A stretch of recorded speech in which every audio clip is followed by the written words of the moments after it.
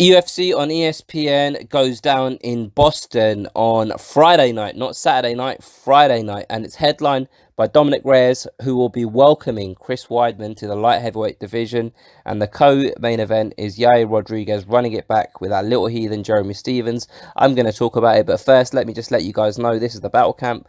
Please hit the subscribe button; you'll find it in the bottom right-hand corner of your screen. Before I get into kind of just talking about these fights, I feel like I owe a handful of people out there, and when I say a handful, I literally mean 3 4 5 people, an apology, because there's a few people out there, believe it or not, that regularly check for my videos, and I haven't made a video for like a month or two, and I've just been busy. And the thing is, right, when something comes up in MMA or boxing, I tend to like make a little note to myself on my phone and to say, all right, make a video about this topic. And then I've just been busy, whereby by the time I've got some time to myself where I can make this video, it's like 2 3 4 5 days later, and you think to yourself, like, it's not really new news anymore, is it? Like, will people even care? And you just don't bother doing it. And I really missed the boat with the last kind of numbered UFC event, because an epic event to talk about with Adesanya and Whitaker and all that. And I just didn't make any videos, and I've only got myself to blame. But fuck it, I'm here now. Let's talk about this event. Chris Weidman and Reyes. So Reyes, real quickly, he was on a bit of a tear when he first joined the UFC. Let me just go to his record. Give me a second before I feel like he finished like everyone, up until his last couple of fights, but I don't want to say it and then it not be true. So let me just double check. So one, yep, two. So yeah, so his first 3 fights in the UFC, he finished his opponent. He was actually on a run of 1 2 3 4 5 6 consecutive finishes, and that warranted him a fight against Ovin St. Preux, and he won that fight via decision. And then he stepped up to a top five light heavyweight, Volkan Ozdemir, and that was on the undercard of the Darren Till Masvidal fight. And I remember that fight, and I remember watching it, and at the time I remember thinking, Ozdemir's won this, Reyes hasn't. That was Ozdemir's fight. I must admit I haven't watched that fight since, and when I did watch it live, it was in the pub, and it was on the undercard of no, I've already told you about this.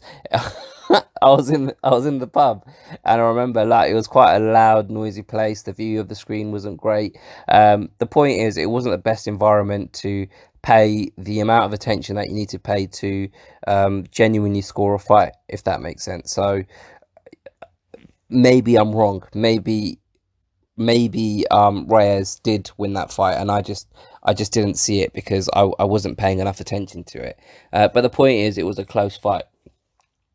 Um, Reyes, for me, I feel like obviously his strength is stand up. I feel like he's got good footwork. I feel like he's got good movement. I feel like he's got a good reading of distance. But I do feel like just off the Volkan Ozdemir fight, I feel like his gas tank might be a bit of an issue. And your gas tank needs to be good when you're fighting someone whose fundamental skill is wrestling, and that's what he's doing when he's fighting Chris Weidman. Chris Weidman, on the other hand, I genuinely question his motives for moving up to light heavyweight. I know he's had a bit of a shitty time at middleweight over the last few years. He's lost 4 of his last 5 fights, but I've always felt like a majority of those losses, he's kind of been in control. He's been winning the fight until he gets effectively knocked out. That happened against Jacare. That happened against Yoel Romero. I felt like he was winning that fight, and then he got a flying knee to the fucking face. The what's his name, Gegard Mousasi fight, that was a bit of a weird one. That's an anomaly, the way that went down. But I do remember at that time, I can't even remember what the incident was. But at the time, I do remember thinking I'm on Masvidal's side, sorry, on Musasi's side here, and I feel like it was like a nut shot that didn't really feel. No, it was like he kneed Weidman's head while Weidman had one hand on the floor. Some bullshit like that. I can't remember what actually went down, and I should have done some research, but you know what I'm like. But anyway, so like the point I'm trying to make is he's lost an awful lot of fights at middleweight most recently, and I feel like the reason he's moving up is because he feels like his route to a title shot at middleweight is quite difficult because of the amount of losses he's had. And I feel like he thinks that moving up to light heavyweight, it's a fresh, it's a new sheet, it's a clean slate for him, and the division itself isn't very stacked, and majority of the top boys in that division, John Jones is already beaten. In fact, it wasn't so long ago that Dominick Reyes was calling for a title shot after he beat Volkan Ozdemir, and he didn't do a very convincing job of it. And to be fair, I don't feel like he was convinced himself. So yeah, that's that. He's got himself a decent fight. He's got himself a big name in the sport, and it's an intriguing fight. I just question Chris Weidman's motives for moving up. I question whether he's still motivated to fight, to be honest. That's my only concern for him. I said the same sort of thing when I spoke about Luke Rockhold moving up. I questioned Luke Rockhold's motivation, and I did say at the time, I remember that, is he moving up because he just can't be asked to lose that extra 20 pounds? Is he moving up because it's just a better fit for his body now? What is the reason for it? And I questioned Luke Rockhold's motivation for it, and I'm doing the same with Chris Weidman. Chris Weidman, if he's going to have a run at light heavyweight, he really, really, really needs to like cut out these lapses in concentration.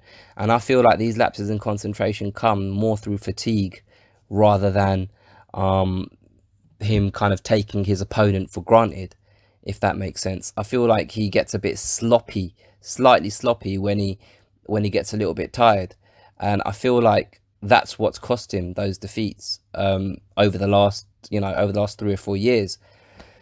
Now, that's something, I don't know how you'd go about cutting that out your game, but that's something he really needs to address. Another little funny, it's not really funny, but it's just kind of funny to think about, really, because I remember when Chris Weidman beat Anderson Silva, they were starting to talk about a quote unquote super fight between him and John Jones, because that was around the time when John Jones had just had taken the throne as a light heavyweight, and Chris Weidman was a middleweight, and they were both undefeated.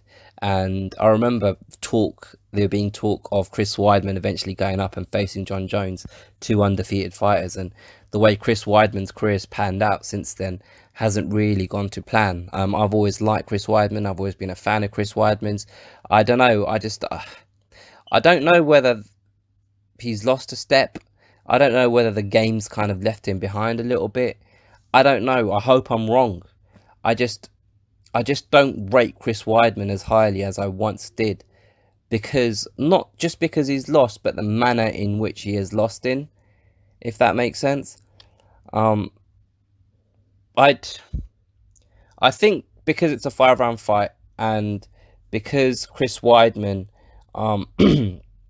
is a wrestler, and I think he'll be able to grind the energy out of Reyes.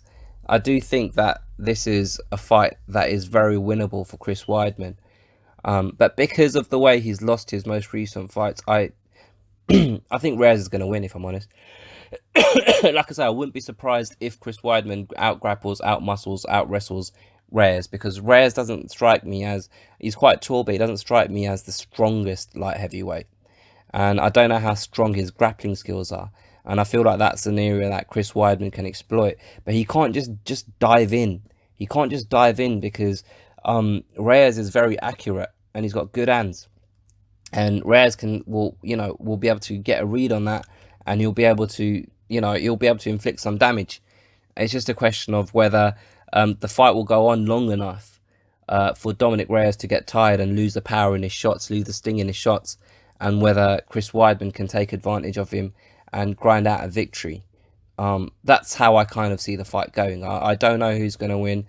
I feel like Reyes might do it, but I wouldn't be surprised if Chris Weidman does. And after I've just given this prediction, I bet you Chris Weidman will go out there and knock Reyes out in the first round and look great doing it. But yeah, that's that. Yair Rodriguez against Jeremy Stephens. Look, I want Stephens to win.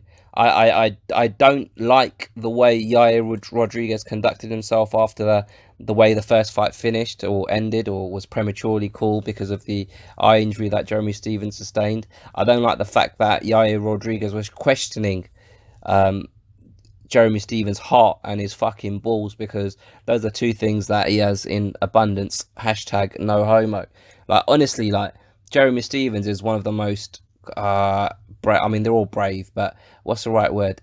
Jeremy Stephens will fight anyone and anywhere, and he's genuinely one of the guys that will just fucking fight anyone. He to be fair, the amount of kind of ups and downs he's had in his career, one thing I do respect about Jeremy Stephens is how much self-belief he has, and that's one thing that has never waned, irrespective of who he's fought, how he's got beat in the past. And that's one thing that I've always respected about him. Yair Rodriguez showed me a side of himself that I fucking don't respect at all, man. I don't respect the way he spoke about Jeremy Stephens. I don't like the way he behaved in the cage after the fight was called short. It's just one of them things. It happens, man. And who saw that video that surfaced online of them two kind of getting into an argument in the hotel afterwards? But with the fight, I don't know. I feel like Yair Rodriguez will be too much for Jeremy Stephens to handle on the feet. If it's strictly just a stand-up fight, I can see Yair Rodriguez causing some damage, and I don't mean an eye poke.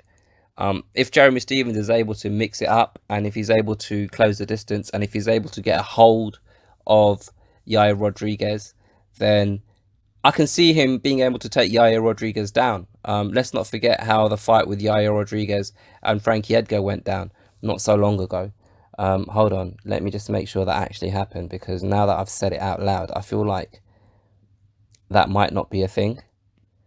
Look, Frankie Edgar, second round. He grabbed him, he took him down, and he beat the shit out of him for 2 rounds, and that was that. So yeah, like there may be a potential hole in Yair Rodriguez's game that Jeremy Stephens can exploit. It's just whether Jeremy Stephens will let his own pride, not even pride might not be the right word, will let his own macho-ness get the better of him. Because Jeremy Stephens loves to stand and bang. Let me bang, bro. Let me bang. And if that's the case, then he might not try and have a mixed martial arts fight. He might just try and have a kickboxing fight with dirty boxing involved. Do you know what I mean? And if he does that, it might be a long night. I want Jeremy Stephens to win. I reckon Yair Rodriguez will get it done. Apart from that, let me just have a quick look at the rest of the cards, see if there's anything worth talking about. Greg Hardy. You know, Greg Hardy's a guy that I've never actually watched fight. I know it's a big deal in America because he's an ex-NFL player and he's got these things in the past where he apparently, allegedly, beat up his ex-girlfriend or whatever, and he's just not being a very nice bloke apparently. But I've just not really cared enough to watch any of his fights really. But he's kind of up there. He's the third fight. He was third to last fight on the card. You got Joe Lozon back in Boston. He's fighting Jonathan Pierce. Remember him? He's fighting Pierce.